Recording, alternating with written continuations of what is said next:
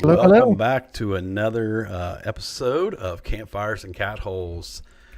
I am your host, Brian, Carlson Hello. Adventures, and that other guy that's speaking, we'll let him talk tonight. That is Chris, that What's up, everybody? hiking guy.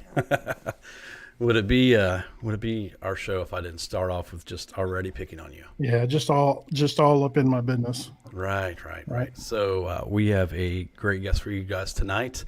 Before we get into that, I would like to point your attention, if you're listening or watching this live on YouTube, to the chat. I asked a question in there. Tonight's question: what is your favorite use for honey? Because tonight's guest, not only is he a backpacker, but he's also a beekeeper. Yep. If you couldn't tell by the name of Smokeybeesnatural. But throw it up in the comments there if you guys would. What do you like honey on? Do you like biscuits? Do you put it in your coffee? I know I talked to backpacking with Jason one time when we were talking about having Smokies beyond smoky. Yeah, let's say that again. Come on. Murky Smokey Bees Bees on you. Natural Say the on. thing that. I Okay. can't read one thing and say the other at the same Okay. time. So we're getting there. But I asked him, and he's like, "Oh man, I put his coffee, or I put that honey in his coffee every morning, big spoonful, stir it up." How's my? Because you got Jason one impression? life, live it. That's right. So we got some usual suspects in the chat as well tonight with Tony from Hoosier Outdoor, Johnny Colleen, Keel Quest, Ready Vagabond. Jeremy, What's up, yeah, Adam? Bluegrass Backcountry, Samuel, how you doing? Let's see, Max? Tanya, Max, yeah, we got them all. The gang's here tonight. All of our So friends that are always here. Chad from Beyond the Campfire, man, we're gonna have a good one tonight. So, like I said, guys, throw those comments in there. What's your favorite use for honey? Because we are going to get into some of the beekeeping and his honey as well. So, Chris, without further ado, if you'd like to bring in Okay. our guest, I Nick. do, but I don't like that phrase because every YouTuber says it. So, I do. without If you, further delay, I will bring without in. further ado, Here bring in is Nick. Smokey. What's up? Smokey Bees Natural. How you doing? Hey, hey. Glad you could make it tonight. Appreciate it. Appreciate Been the looking forward to invite. this one. We were talking earlier. So Nick is the first guest we've had on that Chris and I don't actually personally know. So it was a little more interesting, I guess, to dig up the research on him and what makes him tick. No. But it seems like everybody else I've already known him. So, Actually, what makes him buzz? See what I did there? There you go. Yeah. oh, look at you. We got Lambo just showed up, Sloan's Wilderness. Man, the crew is here tonight. Hey, So everybody. we'll get right into it, Nick. First, I'd like to get into your beekeeping. I was telling you before the show, like that interests me. We do have a friend, Mike Peterson, who does keep bees as well. But I don't know anything about it except for some of your videos I've watched, and I think it's pretty interesting. I've always kind of been scared of bees. Like, as a kid, you're kind of like, bee, it's going to sting me, it's going to hurt. And so your natural instinct is to just stay away. But not you, man. You're like, oh, No. they're docile, and touching them. And I would never do that, but props on you. But what got you into beekeeping? Actually, a failed vegetable garden, really. Uh, we tried gardening one year, and it just went south. Like nothing grew.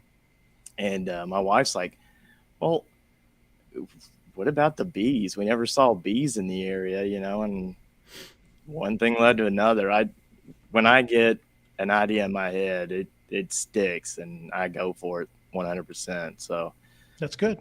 yeah, watching YouTube all the time, looking at beekeeping stuff, and never went back. Awesome. How long have you been doing it? About 8 years now. Nice. What do you like about it? Is it just a hobby? You like the bees? Or, I mean, obviously the reward would be the honey at the end, but is it just like a passion or something like that you really enjoy? It just kind of gets in you. I mean, once you get stung, it's you're there. Well, it's I a mean, needed thing too. yeah, you're doing something good for the planet. The honey's kind of like extra cash when you get a good honey crop. But other than that, I've always been kind of interested in bugs and whatnot because growing up in the woods and Yeah. playing with stuff and whatnot, you're always you know, getting interested in all these creepy crawlies and whatnot. Right. I was going to ask you, you said you sell some of that, right? Yeah. What do you market? Like, is it a constant thing that you're always making product and you're always selling it, or is it a seasonal thing? It's mostly seasonal. Yeah. My biggest honey harvests are usually in like spring, like May, June, depending on the weather. Maybe in the fall I'll get some, but I've got some honey still left over. So if anybody wants to, Well, honey, that's my reason for asking, because I'm gonna get me some of that honey. there you go. So is it, excuse me for the improper terms, is it swarms or hives? How many do you have at one time, or is it usually just one? Or Currently, I have 8 colonies. colony. There you go. Yeah. So, when you go down the road and you see the boxes or the white boxes in the farms, Mhm. those are separate colonies or hives, if you want to call them that. The swarms are what a colony is doing to propagate and make new colonies. So in the spring, when the nectar starts flowing again, the flowers are blooming, they start collecting nectar and producing more bees. And they get too big for their colony, and so they raise new queens and they split the colony, and so half the colony swarms, finds a new home, and that's how they grow new colonies throughout nature. So is your plan to add more boxes every time that they split? Yeah, so in the spring, what I'll do is a management style. I'll watch for that behavior, and then I'll split the colony myself, Mhm. put them in new boxes, let them raise a new queen, and then kind of ward off that swarming tendency. That way, they don't run off and I lose half my bees. Is there an upper limit? Like, do you have plan? Like, is there any type of, like, is it where there's too many boxes that you can handle, or is that just not a thing? Not really, I guess. I mean, it's more how much time do I have in the day to deal with, Gotcha. to manage it all, I guess. Come, I don't know, May and June, if I'm not at work and if I'm not backpacking, I'm in the backyard managing, honeybees. So Yeah. Very Awesome. cool. So do you have your own labels and all that, and you got all that down? All your marketing? Well, you might as well market it here. Look There at we there. go. there you go. For those of you listening on audio, he's holding up a jar of his honey. Smokeybeesnatural. Same name. So how long does it take once, say, you start a new colony? How long does it take for that colony to start producing honey? They will always be producing honey, just because that's their food. What I do is when they get to a certain point that I feel they have enough to get through the year, I take the excess. So there may be times that I don't get any, just depending on the weather, the nectar flow of all the flowers in the area. Right. So if they don't produce a lot, I let them have it. All right, we got a question for All Things Outdoors. Is the murder hornet threat a legit concern, or do you think American bees will learn, like Asian bees, how to defend their hive? They already do. It is a legit concern. The murder hornet is not, I don't think it's really a real name. I think that's more of a made up name, but it's a type of hornet. Yeah. But the bees already kind of have that tendency to defend their hives. So you'll have within the hive, you have the queen, the workers, and the drones. Well, part of the workers, they split their tasks into different things. So you have like nursing bees, guard bees, the worker bees. And so the entrance is already guarded by guard bees. And so when they see that threat, they send out a pheromone, say, hey, we're under attack. And they'll ball up on top of that hornet and vibrate it to create heat and cook it from the inside out. Okay. Wow. Yeah. Have you had any instances of that? No, I think the majority of the murder hornet issue is on the West Coast in the Okay. Oregon, Washington area. But yeah, I think we have different types of hornets. My biggest issue is the yellow jackets. Come October, yellow jackets are in full force. Yeah. Yeah. Got another question here from QQuest. What type What of type of honey is it? well, this one here, it's funny because each flower actually produces a different color honey. So this one right here you see is more like very, very pale yellow. Yeah. This is like black locust and honey locust trees in the spring. The brown honey that we typically see in the store is clover. Right. And in the fall, you get like goldenrod and aster, and that's like a dark, like amber orange type color, and even everything even has its own flavor too. We got another question from Tom. I always wanted to do this. How often do you get stung? It's more like how often don't I get stung? I would say I'm stung at least once a week during the honeybee season. And there's times I've been stung probably a dozen times in one day, and it's not terrible, but it's not fun. I think I'd rather be stung by a hornet. The honeybee venom is different. It actually, like when they sting you, the barbs on their stingers stick into you. Mm-hmm. So when they pull away, it pulls the venom sac out of their body and it stays with you. Right. And so instead, do they perish after they sting? yeah, you? they die after that. Okay. Yeah, so they won't sting you unless they think they need to. So that's kind of the good thing about honeybees is they're not just going to go out and sting you for the heck of it. Yeah, not like yellow jackets. Yeah. Here's Andy is asking, what are the yellow jackets? What are good English? What are the yellow jackets do to the honeybees? Just kidding, Andy. Usually they're there to steal the honey. Okay. Yeah, because it especially in October when we're kind of going through our drought season, they're desperate at that point to look for food to get through the winter. So honeybees are different. Honeybees live throughout the year. Mm-hmm. And so they're constantly hoarding honey to get themselves through the year. So come that time when there's a drought and the wasps and everything are getting ready for their dormant season where they basically die off, they're going in full force looking for that food to build up whatever eggs that they're laying they're going to hatch in the spring. So interesting. I know. It's like a whole and world that we just they don't have, I guess, what you call like a pantry. They don't keep any stores, so they're constantly looking for food. So they're just like scavenger. Yeah, they're basically scavenging for food at that point. Wow.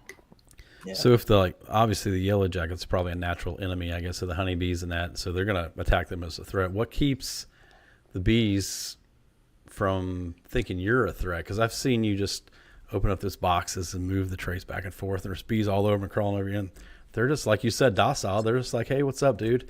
Yeah, what keeps them from thinking you're a threat? You got to be one with the bees. Right. That's the trick. So that's where the smoker comes into play.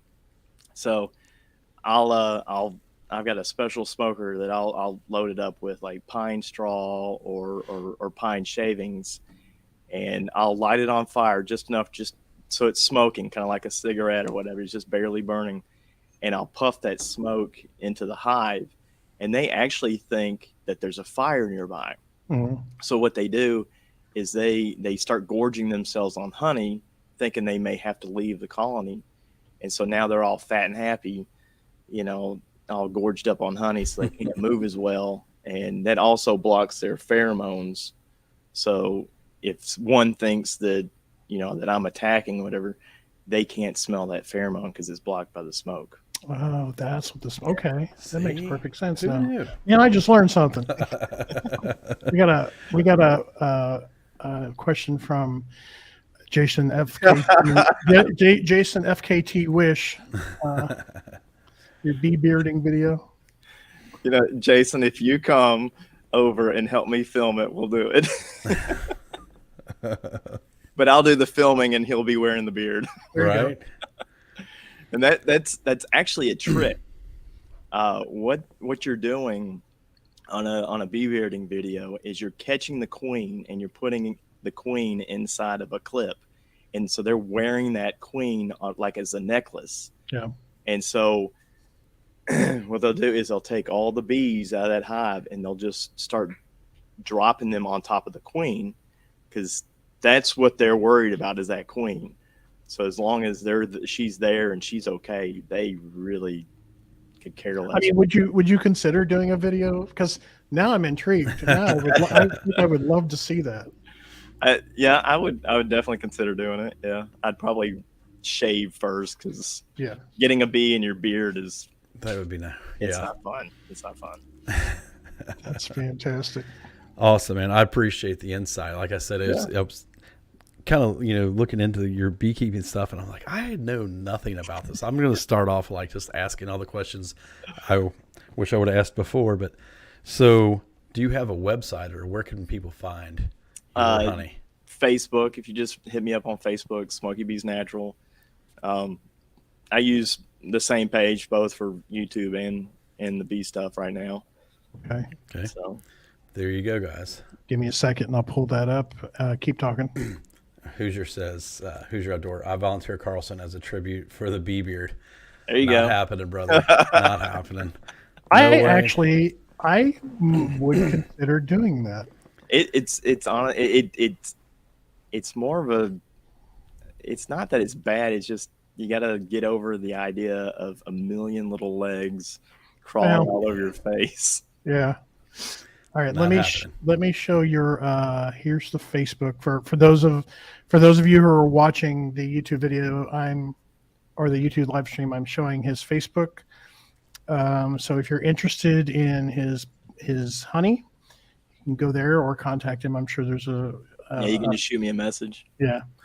And you and I will talk about, price after this, because I'm going to get some. Nice. Where was he at in that picture, Chris? Huh? Where was he at in that picture?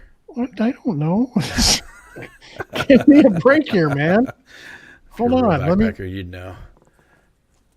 Okay. There's his YouTube channel.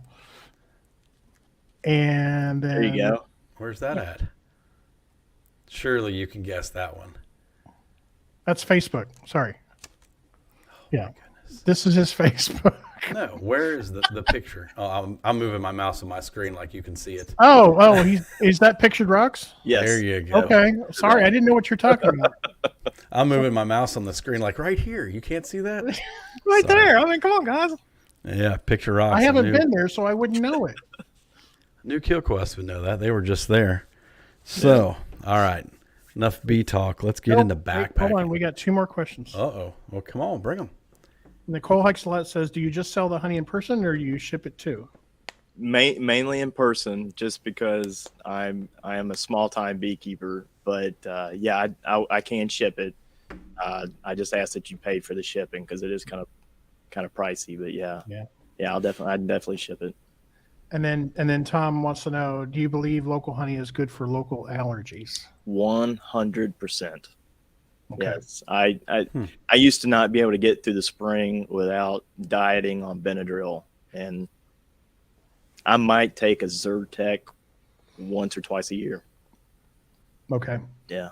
Okay, cool. Even with stings, it's crazy as it sounds. I used to even getting stung by a wasp, I would just swell up completely, and now it looks like a mosquito bite when I get. Interesting. Yeah. That's the one bad thing about them. I couldn't do it. I swatted a yellow jacket away from me this summer with my hat. Oh, bad news. Well, I swatted it and thought I just kind of hit it and knocked it away from me. Put my hat back on. No, he was inside my hat and stung me in the side of the head. I'm like, okay. I smacked him. He got me back. Yeah. So yeah, Payback, I don't want them payback. all over my face or all that good stuff. Not Okay. happening. Now backpacking. Yay! All right, this is where Chris leaves because he knows nothing about it. So, what Ouch. got you into backpacking? Just love Oh. outdoors. Everybody's Yeah, stuff's I a mean, little I've different. always kind of grown up, hiking in the gorge as kind of my release. When my parents knew that I was becoming an irritation, they take me out to Natural Bridge or Red River Gorge, and I'd be good for another month or two before I start irritating them again. But as far as backpacking, I always thought, like, every time I went to the gorge, I see these people backpacking. I'm like, man, what are these crazy fools doing? Carrying all that stuff on their backs. And, I just, one day I stumbled upon, gosh, what's his name? Darwin. Oh, Oh yeah. yeah. I stumbled upon a Darwin video and never looked back. Oh, he's great. I miss him. Yeah. How long have you been backpacking? Oh, gosh, about 5 years, I guess. Okay. Yeah. Got a favorite place? You've been, and we'll get into some of the places. 'Cause Yeah. you've been some really awesome places. Is there one that's just like, yeah, this is so far, this has been it? And my heart is on the Pine Mountain Trail. Is it? Yeah, it's so rugged and so I wouldn't say desolate, but you are so alone on top of that mountain, and it's amazing. I mean, And that one is located between Kentucky and in Virginia, it's right on Virginia. the border. Yeah, yeah. How 'Cause long of a that's the trail one is that? Jason just did.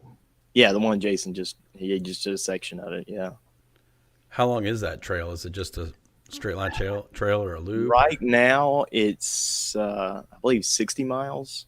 Okay. It runs from Elkhorn City. Have you ever heard of the Breaks Interstate Park? Mm-hmm. It runs from there currently to Kingdom Come State Park, and eventually it's supposed to continue to Cumberland Gap. And Nice. it'll be like a total of like 120 miles when it's done, Oh, that'd and be then fun. it'll be part of the Great Eastern Trail, which is similar to the Appalachian Trail. Yeah. Yeah, I was gonna say that the terrain I would imagine would be pretty close to like Virginia, the Shenandoahs, or something like that. Yeah. Nice. Well, now I have a new trail to add to my list. Oh, Right? Definitely. I'm gonna have to start looking into that one because I don't know. That's about a right. 120 miles. That's a pretty good trail. You can get away for the year to do that one. Yeah. So are you primarily tent or do you tent and hammock? What's your preference all the there? way. I have never been in a hammock. Really? Never. Yeah, Really?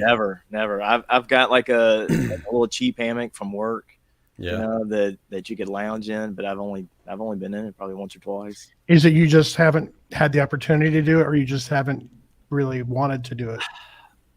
I guess I'm more of a simplicity type person, and when I started backpacking and looking into tents and hammocks, and I saw all these parts, and you gotta know these knots, and you gotta know, all this stuff, I was like, I'll just sleep in a tent. But and a lot of people who are ground dwellers, as we call you, once they try a hammock, a lot of them never go back.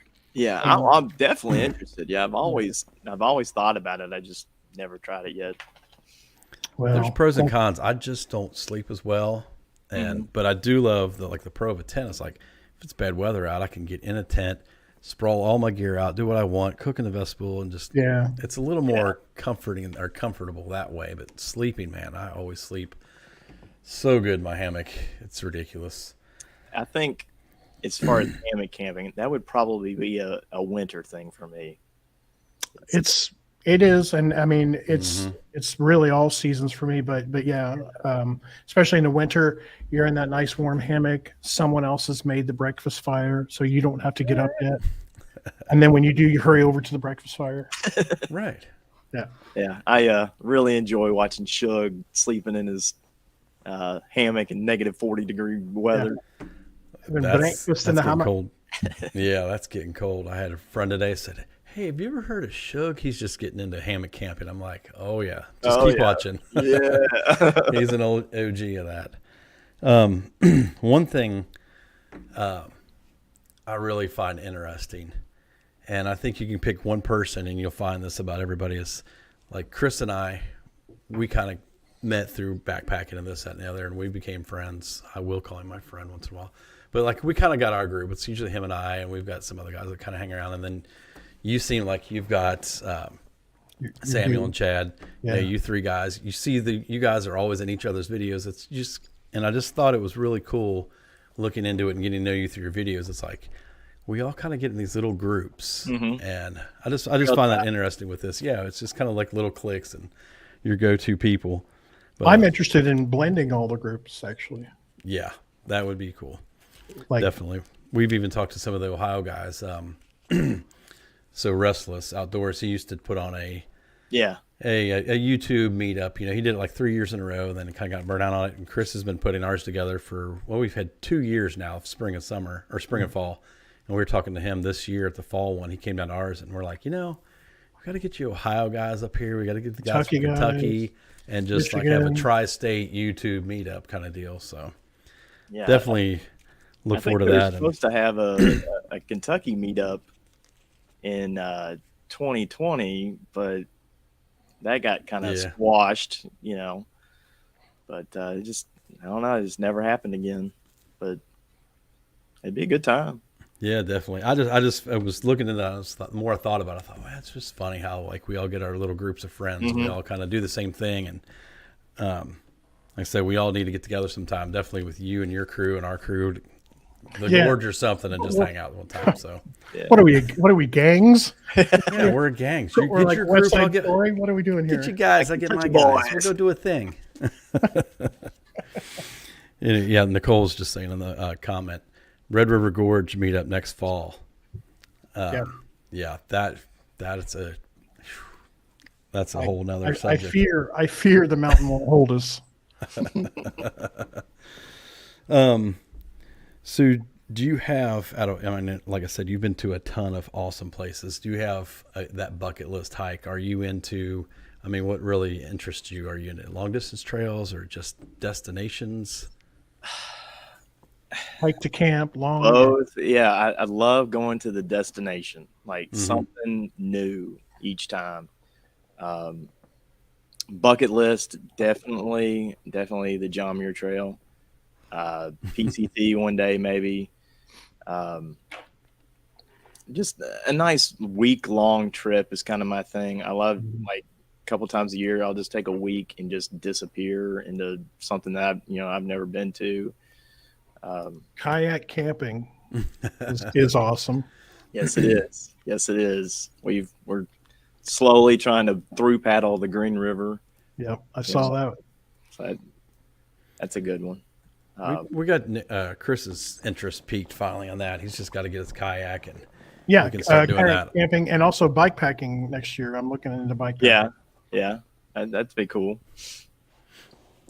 Yeah, like I said, some people really like the whole long distance trail, and some people are like Chris and like, no, I'm going to hike a mile. To sit and eat. Yeah, I'm kind of on the fence right now. I got my feel of the long distance when I did the Sheltoe Trace. Yeah.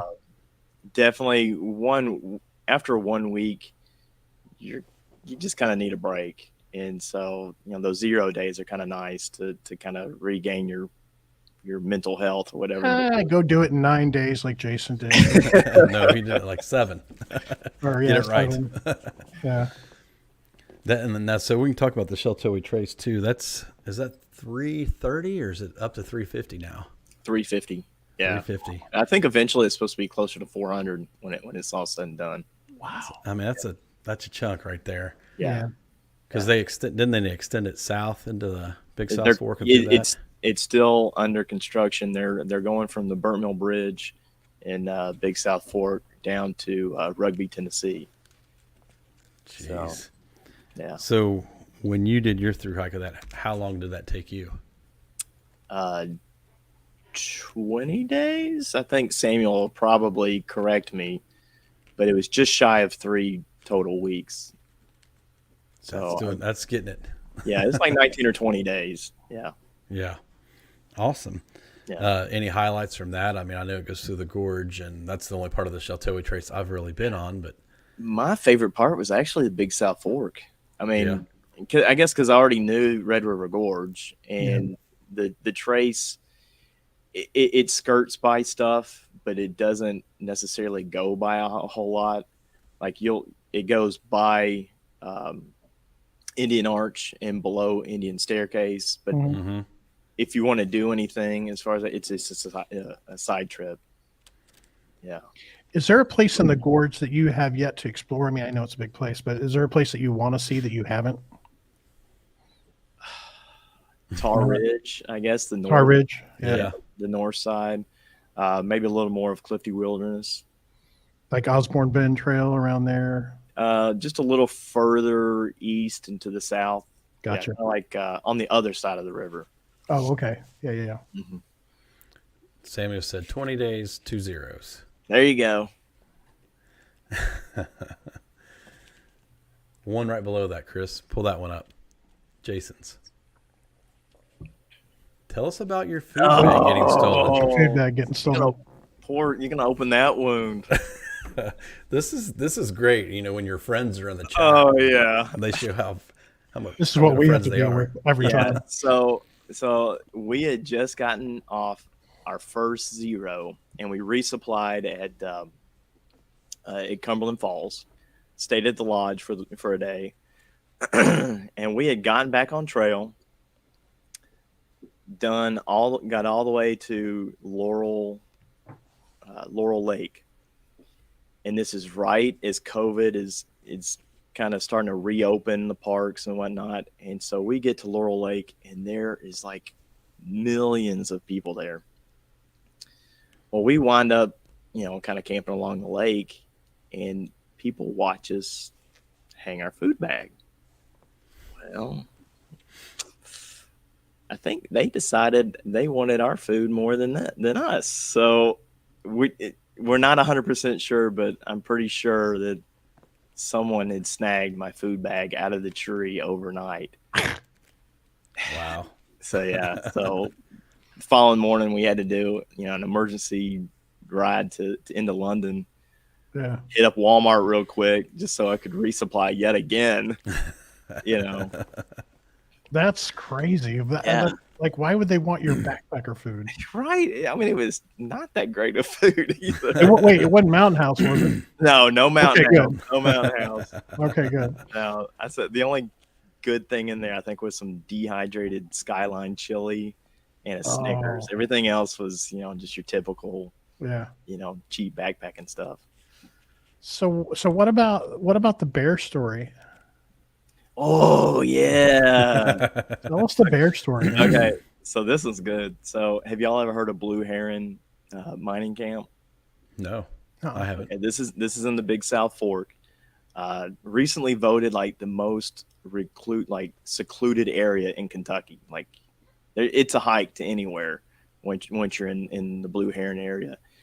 And we were eating lunch by a creek one day, and I hear this rumbling coming down the hill or whatever, and we look down the creek, and you see this deer falling down into the creek and a bear coming down after it, grabs the deer by the neck and starts just yanking it out of the creek or whatever and hauling it back up the hill. No way. What'd you guys do? Did you just finish your lunch? Or? We had just wrapped up lunch, so we were starting to already kind of get together and leave until we heard the noise. And so we're like trying to figure out what the heck was going on, and we're like, So what'd you do after you changed your shorts? We hightailed it out of I was there. gonna say, Yeah, we weren't there very long at all. that's crazy. Samuel said didn't sleep at all that night. No, he still talks about how he did not get a wink. And it was funny too, is when we got to camp that night, we kept hearing coyotes.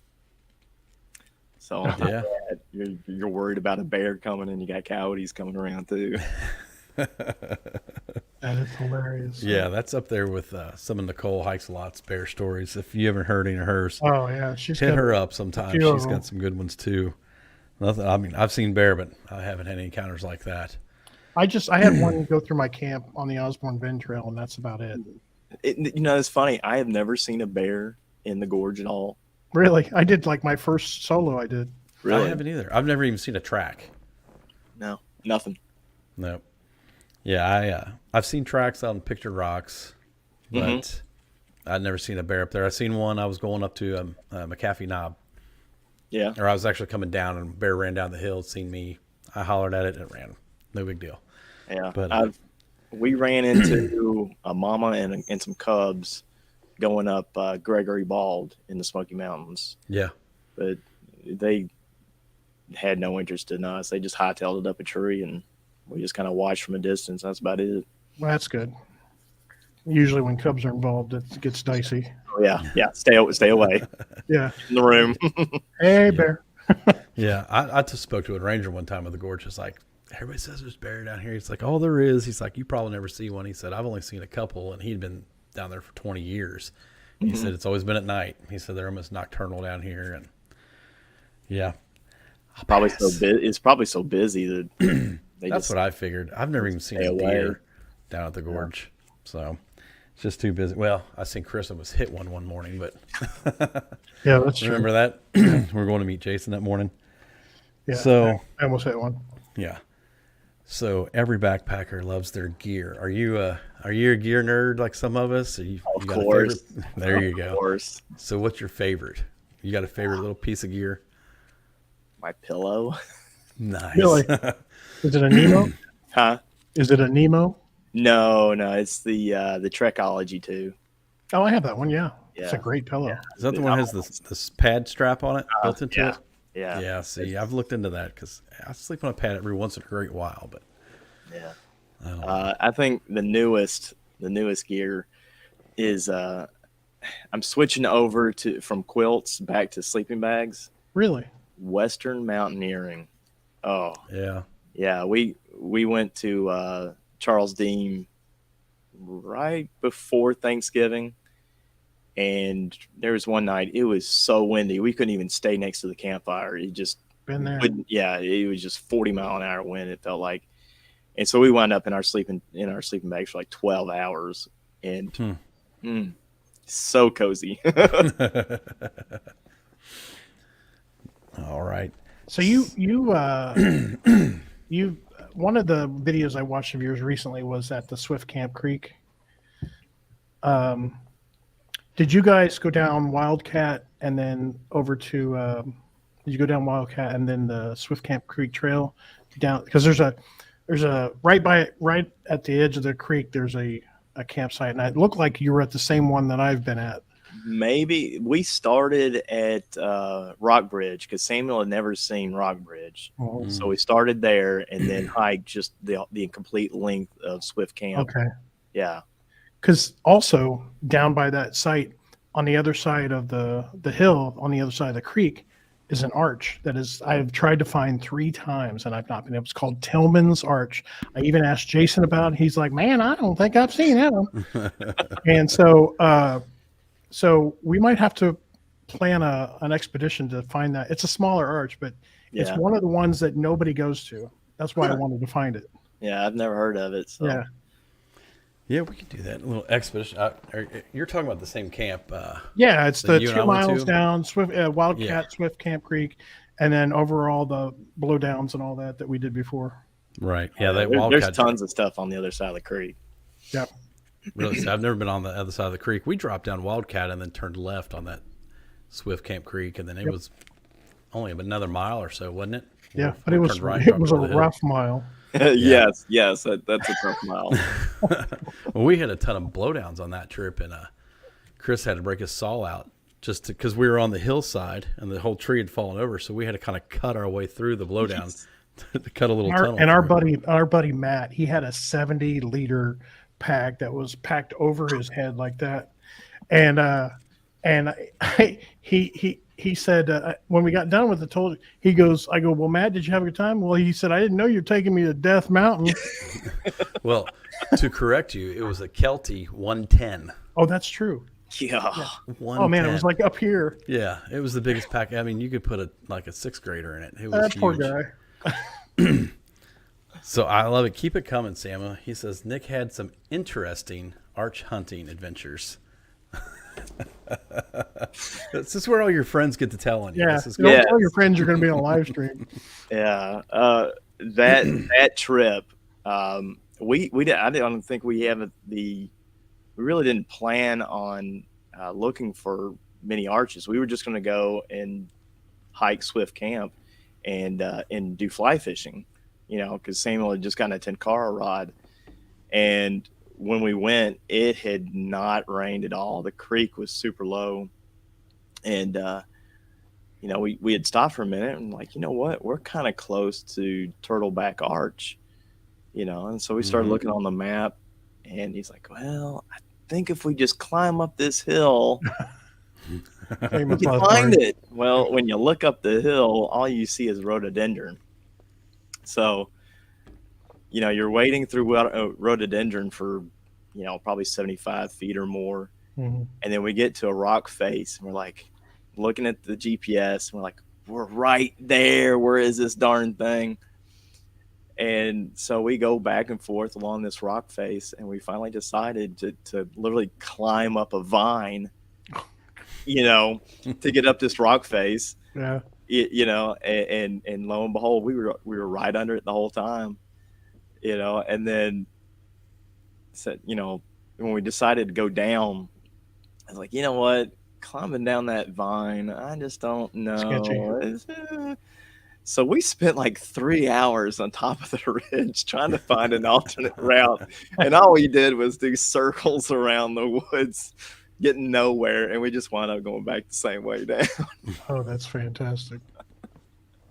And so by the time, like, when we were going down, he gave me his trekking pole, just kind of helped me, brace myself coming down that vine.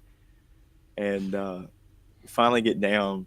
We're going back through that rhododendron, and by this time, like, we haven't taken a break, we haven't eaten lunch, nothing, and my gas gauge is below E at that point. And when I'm hungry, yeah, I'm a hot mess. You're different when you're hungry. Yes, I'm a hot mess. And so he was literally just having to pull me through that rhododendron just to get me out of there. I was like, I'm done. Hey, what is Nada Arch? Didn't you have an adventure involving Nada Arch too? A couple. The first time Samuel and I tried to look for Nada Arch, we tried to go the route that Red River Underground showed on their video, and it just wasn't making sense to us, so we went down into the valley and then try to climb back up from below. We're just wading through briar at that point, give up, climb back out. Samuel's legs are just covered in blood, scratches and whatnot, because he's just wearing shorts at the time. And come to find out, like, we were just maybe 50 feet to 100 feet to the right of it. Like, if we just kept going, we would have been there. And come to find out, if you have permission from the landowner, because Nada Arch is actually on private land, and you can actually get it by walking right up to it from a cabin. So there's two cabins like right below it. Okay, I'm trying to show it on Gaia. Yeah, is that Twin Arches Road or whatever? There to that road, that kind of squiggly road to the right. On the left side are a couple cabins that you can rent. Gotcha. And if you get permission from the landowner, the arches are literally right behind it. So it's the easiest arches you can get to in the gorge, and we had no clue where we were. And that is fantastic. yeah, it's kind of like, oh God, really? We did all that work. Nice. That is fantastic. But that's kind of the adventure, I guess, is, you just go out there and you're looking the whole time, just kind of climbing through the reeds and the weeds and the. And you could be right next to something just like Yeah, that. yeah. And That's the funniest thing. you Is would you can be never right know. there and not see it. Absolutely. Absolutely. That's kind of like your pond explorations, Chris. So he started a couple years ago. Was it 2 years now? That I don't know if you've seen his videos on it, where he's been Out at the Deem. scouring the Deem for all these old ponds, and some of them have been awesome, and some of them have been total duds. But yeah, I've tried to camp by them. And there's like over 100 out there, and we did one this past winter that just turned out to be a huge dud. yeah, it probably hadn't water in it in 30 years. I mean, Yeah. there was trees a foot in diameter growing out of the center of it, so Great. it'd been dry for a while. But those have been fun to find as well. I've been on a couple of those now. Yeah, with you, those have and been a lot of. It's nothing is more than 2.5 miles out, so it's great. Yeah, and we found some. I think the one had an old fire ring, and it kind of makes you wonder how long has it been since somebody camped here. Had a fire in its ring. I mean, it's probably 10 years by the looks of the one. So Yep. definitely. So you've been in this backpacking world. You said 5 years. Any advice to newcomers getting into it? Oh. Watch my videos. No. There you go. Exactly. Watch, like, subscribe. It's don't get hung up on the rabbit hole for gear. Yes. I got a buddy that he has been on me about wanting to go backpacking, and I've taken him on a couple trips. And these are kind of like the private trips that you don't really film. Mm-hmm. It's a buddy that I grew up since we were kids, and trying to he's on a strict budget, and trying to get him to buy equipment is kind of tough, so yeah, we've tried to come up with gear lists for him and whatnot, and then we wind up starting to point all out the expensive stuff or whatever, and we forget that there's cheaper stuff out there that you can get started. But Yeah. You just have to have a little bit of discomfort at first, and that's all. yeah, and just I guess know that it's not gonna be perfect. Like, you're gonna have tough times, and it's not gonna be the first piece. You're always gonna be buying gear. Once you get into it, you're gonna. It's an addiction. Exactly. So I love to hear that when people say, don't get hung up on the gear so much, because I started like most of us have. I started with what I could afford and what I needed and what I could afford, and then just upgraded from there. And I'll tell you, my little $15 BRS stove I got off Amazon works just as good as my jet boil stash. Actually, I like it better. Probably better, so, yeah. I mean, it's funny. That was my first stove, BRS. Yeah. And I would not feel any regret or worries just to grab it, because I haven't used it in years because I use an alcohol stove now. But I'd grab that thing out of the gear closet and not worry one bit about it. Mm-hmm. And you were talking about how things go wrong, but if they went right every time, you wouldn't have great. You wouldn't stories. learn. Well, Yeah, you wouldn't have a stories. story. You wouldn't learn. Right. Yeah. So That's the best part. It's like, A lot of hey, time- remember that time when you Yeah. fell out of your hammock and crapped yourself? Yeah. A lot of Yeah, I type 2 remember that. fun for sure. yeah, it's type 2 fun. That's one of our things when the tribe gets together, is what kind of type 2 fun is going to happen this time. Absolutely. We've had a little bit of that, eh, Chris? Well, a couple times, time or two. But yeah, don't worry so much about the gear. Just get what you can afford and concentrate on having a good time. Experience. Is my big things. Yeah, I started going down the ultralight, rabbit hole, and I've actually started to kind of backpedal and just more worry about how am I going to feel comfortable and have a good time. Yep. Yeah. Same here. The more buddy. comfortable you are, the better time you're going to have too. Everybody says the whole, camping chair debate or whatever. And it's like, every chair, every time. yeah. Unless I'm doing like a really long hike. Yeah. That chair's coming with me. It's Oh, yeah. it's a pound and a half of luxury that I'm willing to carry, so I can sit down at the end of the day around the campfire, or just at camp. Well, and just good food too. relax. So like, Oh, yes. bringing a ribeye or potatoes, like you said earlier. Yes. Great That's segment. probably Drew. the first thing I learned from backpacking with Jason. Me too. Yes. Having The steak. best was the first Yes. time that we camped with him. He took us to Eagle's Nest, and what does Chris pull out for dinner? A mountain house. A mountain house. Because I was running late and I told him, I know. Jason says, sin, "Oh man. no, you didn't. You didn't don't bring do that that." garbage. You didn't bring that garbage to my camp." Yeah. I have to say, I have never had a mountain house. Oh, dude, you're Never. props. Some of it's all right. I like the biscuits and gravy, and they Yeah. got like their chicken and dumplings is good. Now, Some of it peak is refuel yeah. any day. Oh yeah. Yeah, I don't hate Mountain House like I talk about, but I just love Peak more. Mm-hmm. That's all. Yeah. I mean, it's just, I don't know, better taste, whatever it is. So that's kind of a good segue. I was going to ask you, what kind of food do you bring? Are you more of a dehydrated meal, or do you get, A little bit of a everything. little creative? Yeah, if it's going to be an overnight trip, there's real food. Nice. It just because that's what we're there for. We're there to have a great time. Yeah. Mm-hmm. So we're always planning some kind of steak or even a hobo meal or something. If it's a long distance trip, it's a little bit of everything, I guess. Like I'll do a couple peak refuels. I might dehydrate my own food, like chili or spaghetti, and then ramen with spam. And octopus hearts. I'm digging at somebody in the comments there. Right. Come on, Samuel. Hey, I can't knock the spam.